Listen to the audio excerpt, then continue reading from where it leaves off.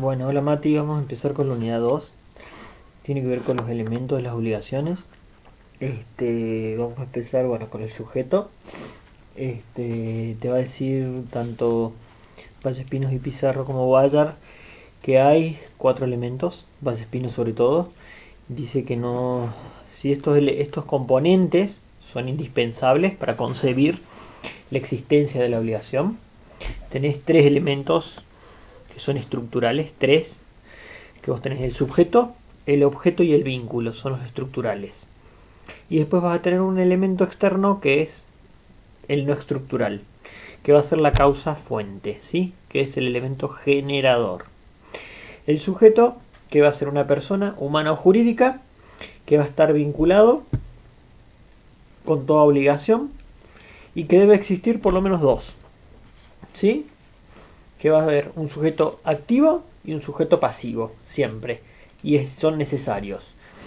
Estos van a tener un vínculo que se asienta, dicen, esta tensión, que va a tener una pretensión entre estos dos, que va a estar el deudor y el acreedor, ¿sí?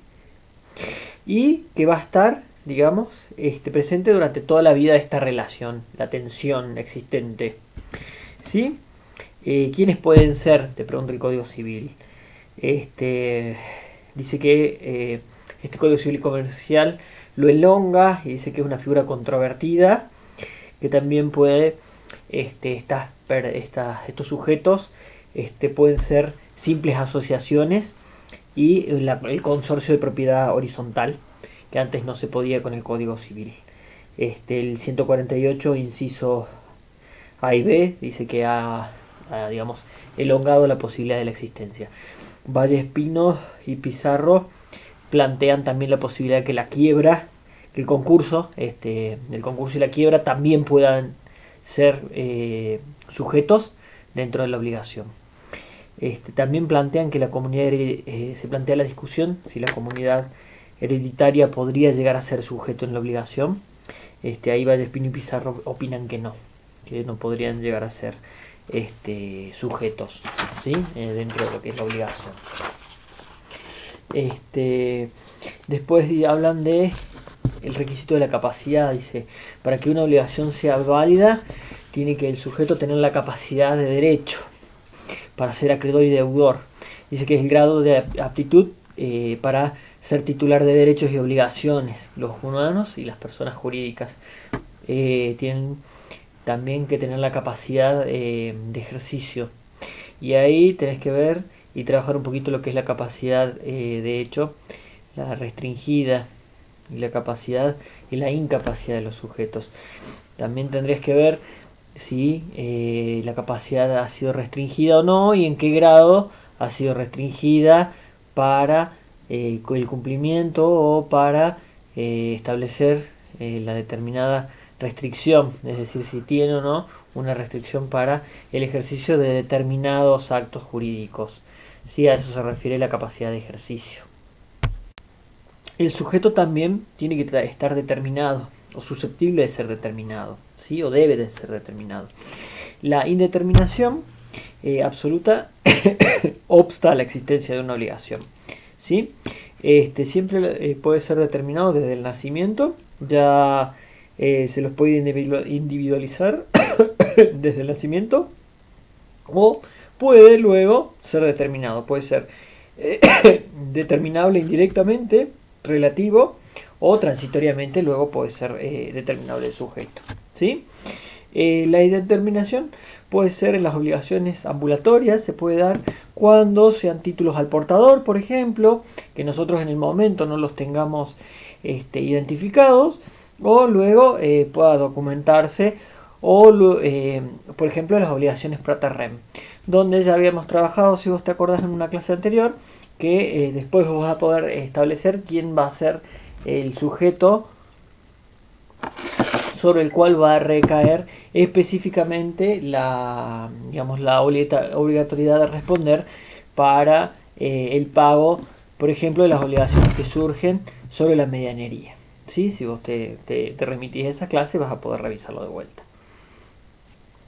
Bueno, este sujeto, el acreedor y el deudor, deben ser sujetos diferentes, ¿sí? Si se vuelven el mismo, se va a extinguir por la confusión, ¿sí? Eso es otra de las figuras que vas a trabajar. Siempre puede haber una pluralidad de sujetos. Por lo general, la obligación nosotros vamos a tener que hay un acreedor y un deudor. Puede haber pluralidad de acreedores y deudores. Puede existir deudores principales. Aquí podemos tener una fungibilidad o no. Puede tener colaboradores y auxiliares. Eso tiene que ver con la posibilidad de que el deudor tenga auxiliares o sustitutos. Esto lo trabajás en el 732, que habla del principio de equiparación. Nos dice que los auxiliares son aquellos donde el deudor tiene sujetos de los cuales se sirve y son dependientes del deudor, como si el mismo deudor actuara. Estos dependientes, el deudor los controla y los vigila, por eso el mismo deudor va a responder, ¿sí? No el auxiliar, ¿sí? Los sustitutos, por el contrario, sustituyen al deudor y lo suplantan, ejecutan por él la conducta, ¿sí? Y aquí es donde el deudor ya no va a sustituirlo, ¿se entiende? Entonces, acá ya van a responder los sustitutos, ¿sí? El 825, que es mencionado ahí en tu programa, cuando habla del 825, dentro de los casos, habla de las obligaciones mancomunadas y habla del crédito o la deuda cuando se fracciona. Acá vamos a tener relaciones particulares e independientes. En este caso se fraccionan en cuotas y cada uno va a responder por la cuota. Y en el 826 vos vas a tener los efectos en cuanto a las obligaciones mancomunadas. Es que acá se dividen las obligaciones y cada uno va a responder por la cuota que le corresponde. Es como si vos tendrías pequeñas obligaciones independientes y cada uno va a independientemente responder por cada una de ellas. ¿Sí, Mati? Bien. Bueno, luego tenemos nosotros ya el punto B, el objeto, concepto. Bien, hay distintas líneas de pensamiento, te dicen ahí Alterini. Dice que principalmente hay tres. La primera habla del comportamiento debido, la segunda de la prestación y la tercera del bien debido.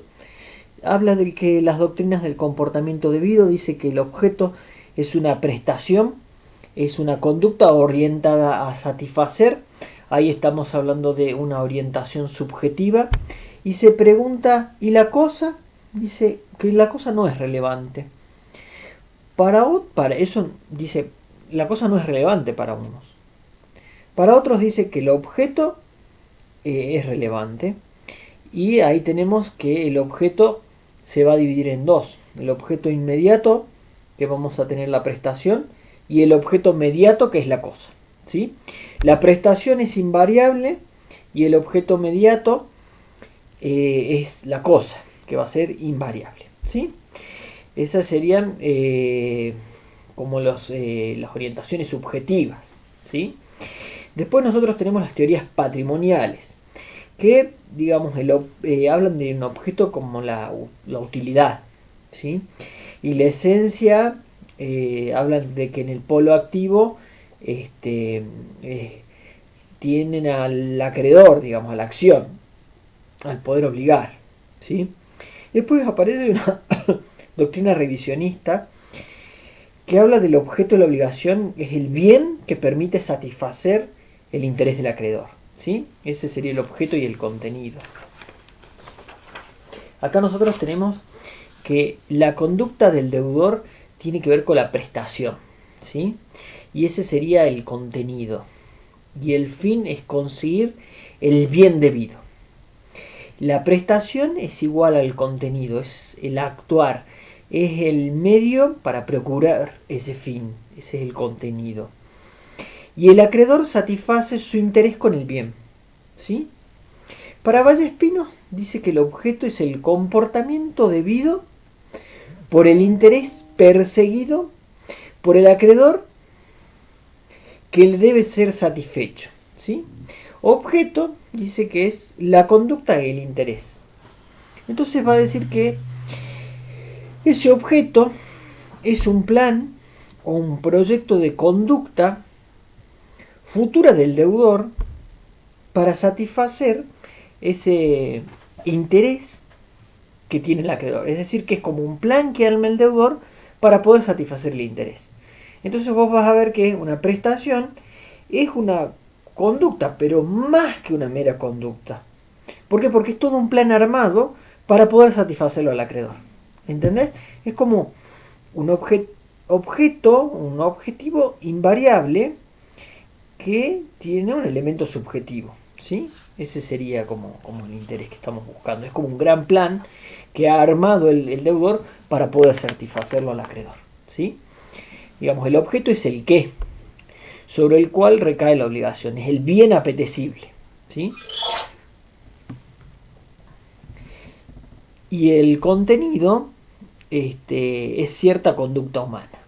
¿Sí? La prestación, nos habla el 725, es el objeto. ¿Sí? La doctrina de la prestación nos habla de el comportamiento. ¿Sí? Ese, digamos, la prestación tiene que reunir ciertas características. Ese contenido es, digamos, está dotada la prestación de cierta conducta humana. ¿Sí? Y el objeto vendría a ser el bien. Si vos lo dividís, bien, entonces el contenido es cierta conducta humana, que tiene que ver con la prestación. El 725 nos habla de que ese es el objeto, el comportamiento, la prestación, el bien asequible.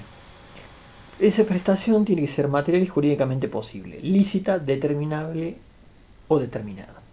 El contenido de la prestación, habla Alterini, que es este plan, ese proyecto que va a responder al acreedor. Es el objeto que le espera. Que va a responder a la conducta futura del deudor.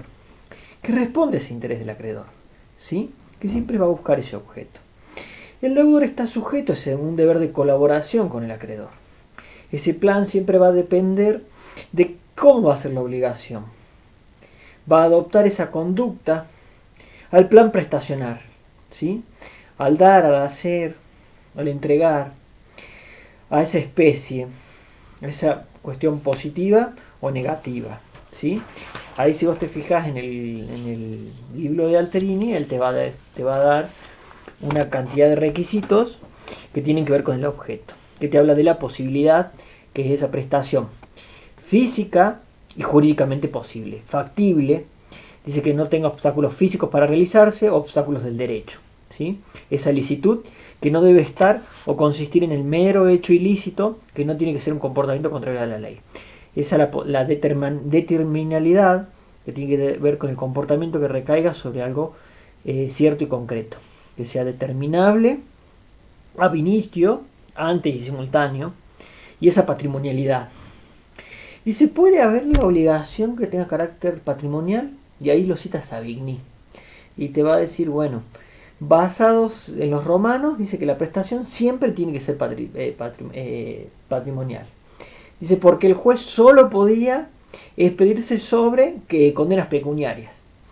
Pero von Jhering le recuerda que al lado del juez, del judex, estaba el pretor, dice. Y él sí podía basarse en cuestiones que no eran patrimoniales. Dice que ahí Savigny se equivocaba y se olvidaba del pretor. Entonces von Jhering le dice que la obligación puede corresponder también a un interés extrapatrimonial, utilizando ese ejemplo. Y el criterio del Código Civil y Comercial en el artículo 725 dice que el interés puede ser patrimonial o extrapatrimonial, igual que el 958, cuando habla de la libertad de contratar. Schialoza en el Código Civil italiano distingue la prestación patrimonial del interés del acreedor, que puede ser extrapatrimonial, ¿sí? Y eso sigue el Código Civil italiano. Entonces, objeto y contenido nos dice que el objeto de la prestación tiene un valor económico y el contenido, que es el interés del acreedor, puede tener un interés extrapatrimonial. Bueno, acá Mati te corto porque son 15 minutos, ¿sí? Del video. Ahí te lo subo.